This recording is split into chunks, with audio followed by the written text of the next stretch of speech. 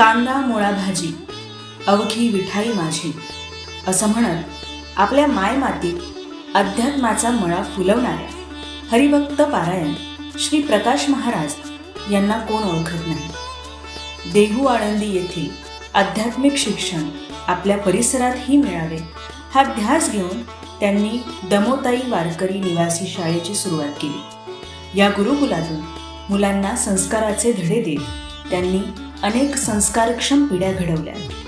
साधं सात्विक जीवन जगण्याची कला अवगत करत या गुरुकुलात अनेक मुलं आनंददायी शिक्षण घेत आहेत. आपले आध्यात्मिक कार्य हे खूपच ऊर्जादायी आहे. आपल्या या कार्याचा गौरव म्हणून rotary club of Malegaon vision आपणास हा पुरस्कार प्रदान करत आहे. आपल्या कार्यास आमचा मानाचा मुजरा.